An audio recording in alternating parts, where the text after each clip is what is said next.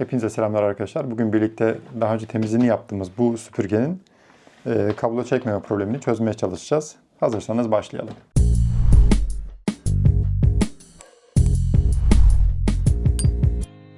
Öncelikle arkadaşlar bu üst kısmı alacağız. Daha önce temizlik videosu çekmiştik bu süpürgenin. Eğer izlemediyseniz onu da bu bağlantıdan izleyebilirsiniz. Şu an ekranınızda. İlk olarak arkadaşlar tekerleri sökerek başlayacağız. Sağ ve solda.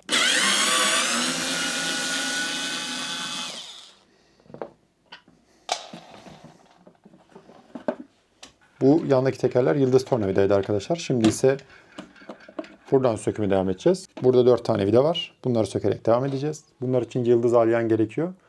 Eğer yıldız alyan yoksa tornavida, düz tornavida da kullanabilirsiniz. Ucu birazcık ince olacak sadece. Ben bu vidaları sökerken sizler kanala abone olmayı ve videoyu beğenmeyi unutmayın arkadaşlar. Bu 4 vidadan sonra her iki tarafta yine 4 tane vida var arkadaşlar. 1, 2, 3, 4. Aynı şekilde karşısında da. Bunları da yine söküyorum.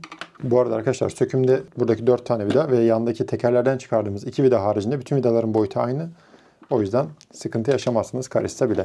Şimdi buradaki yandakileri de söktükten sonra ters çeviriyoruz. 2 tane de burada var arkadaşlar. Onları da sökeceğim. Evet, arkadaki vidaları da söktükten sonra burada bir tane beyaz plastik var, şeffaf. Onu şöyle geri çekerek burayı kaldırabiliriz.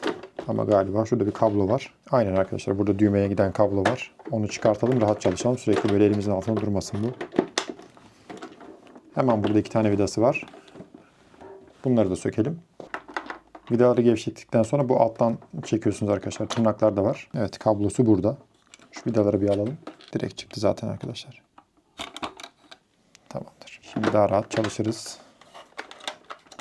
Bunlar olmadan evet. Bunu kenara alıyorum. Diğer temizlik videosunu çekerken bunda çok yorum almıştım arkadaşlar. Bu filtrenin de çok kirli olduğunu söylüyorlardı.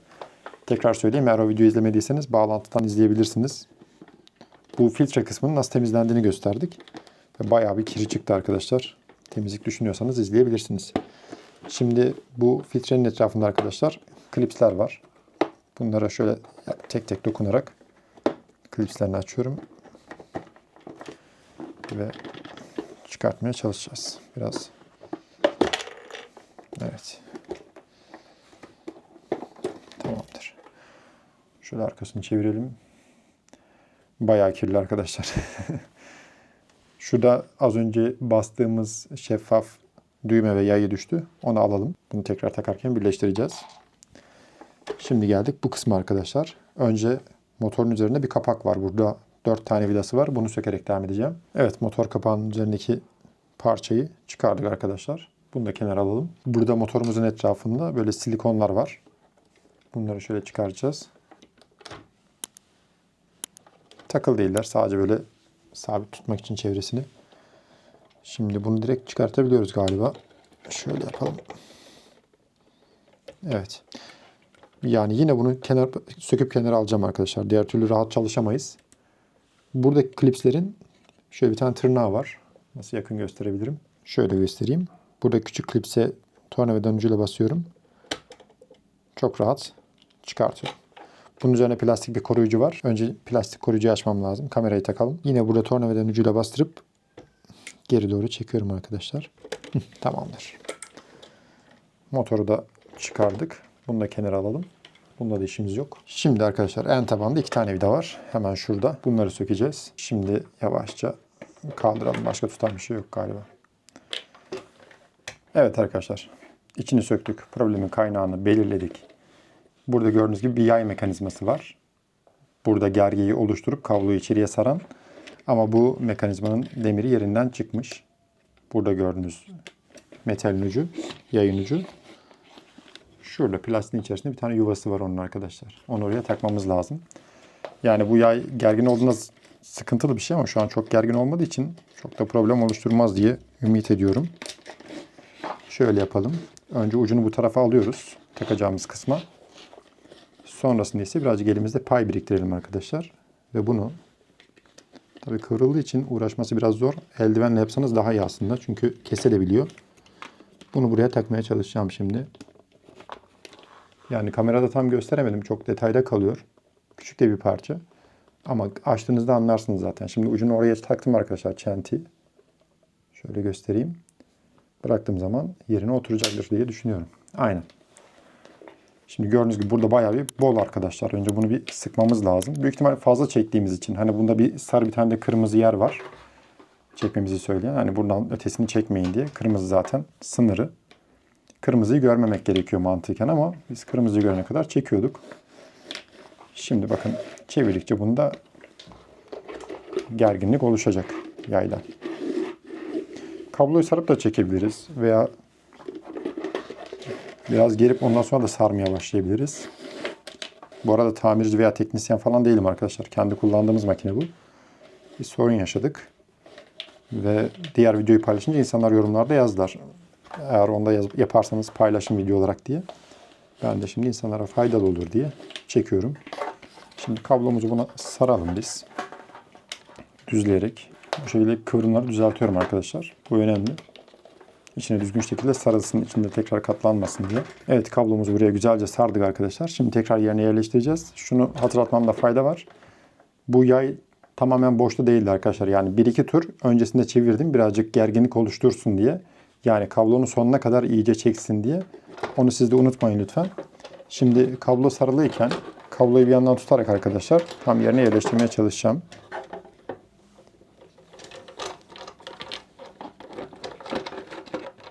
Burayı yerine yerleştirelim.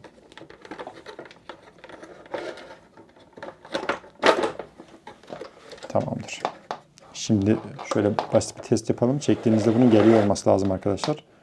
Ve burada mandal var. Mandala basınca da çekmesi lazım. Şurada beyaz bir mandal. Ona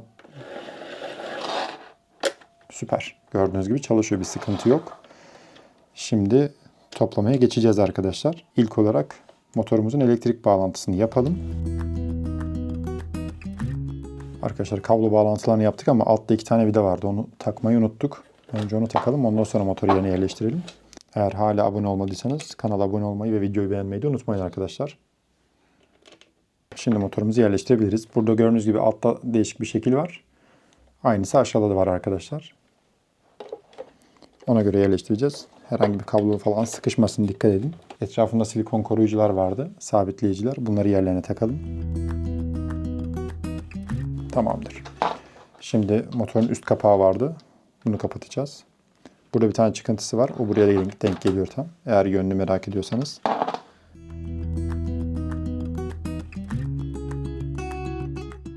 Şu kabloları tekrar yerine yerleştirmeniz gerekiyorsa yerleştirin bu aşamada. Burada bir filtre vardı gördüğünüz gibi. Bu yani bayağı kirli aslında arkadaşlar. Şöyle kabaca tozunu aldım ama bunu değiştirmekte fayda var. Çok elle temizlenecek bir şey değil bu. Bunda 2 tane boşluk var gördüğünüz gibi. Geniş olan taraf solda kalacak. Şuradan da bir tane parça çıkartmıştık. Onu da bu aşamada takmamız gerekiyor galiba. Şeffaf bir tane düğme vardı hatırlarsanız. Buradaki çentine yayı sıkıştırıp yerine yerleştirelim. Sonrasında da bunu oturtmaya çalışalım arkadaşlar. Tamamdır. Bütün klipsler oturdu. Şimdi buradan güç düğmesine giden kabloları da geçirelim. Şöyle yerine bir oturtalım arkadaşlar. Buranın oturması için bu beyaz düğmeyi geriye doğru çekiyoruz. Bırakıyoruz arkadaşlar. Tamamdır. Şimdi düğmemizin olduğu kısma bunları tekrar bağlayacağız. Kablolara dikkat edin bu arada. Herhangi bir yere sıkışmasın. Hatta burada yeri de var onların aslında. Şimdi sağa sola dolaşmazlar. Evet. Yerine bu şekilde yerleşti. Burada 2 tane vidası vardı. Onları takalım. Şimdi kapatma işlemine başlayabiliriz arkadaşlar. Bu üst düzeydeki vidalar uzundu. Önce bunları yerleştirelim. Eğer hala abone olmadıysanız kanala abone olmayı ve videoyu beğenmeyi de unutmayın arkadaşlar. Şimdi yandaki vidaları sıkacağız arkadaşlar. 4 tane bu tarafta, 4 tane diğer taraftaydı. Evet, bu sağ ve soldaki 4'er tane vidalarımızı sıktık. Şimdi aşağıda 2 tane vidamız vardı arkadaşlar. En başta söktüğümüz burada. Bunları da takalım. Tamamdır arkadaşlar. Şimdi sağ ve sol tekerleri takacağız. Tekerlerin içerisinde böyle gördüğünüz gibi bir tane boşluk var. Onu buradaki plastiğe denk getirmeye çalışacağız. Burada plastiğimiz vardı. Ucu aşağı gelecek şekilde tamamdır. Son olarak toz haznemizi. Evet, geldik arkadaşlar sonuca. Şimdi kablomuzu önce çıkaralım. Yavaş şekilde çekmekte fayda var arkadaşlar. Evet, bu sarı yerden sonrasını çekmeyeceğiz arkadaşlar. Kırmızıyı görmemek lazım mantıken. Hani bazen kullanırken insan dikkat edemiyor ama şu an en azından dikkat edebiliriz. Bakalım işe yarayacak mı? Düğmemize basalım.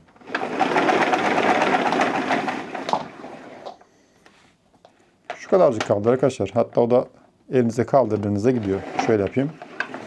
Aynen. Bence sorunu çözdük arkadaşlar. Umarım size de faydalı olur. Bu problemi yaşayan varsa videoyu izleyerek giderebilirler. İzlediğiniz için teşekkür ederim. Kanala abone olmayı ve videoyu beğenmeyi unutmayın lütfen. Başka bir videoda tekrar görüşürüz.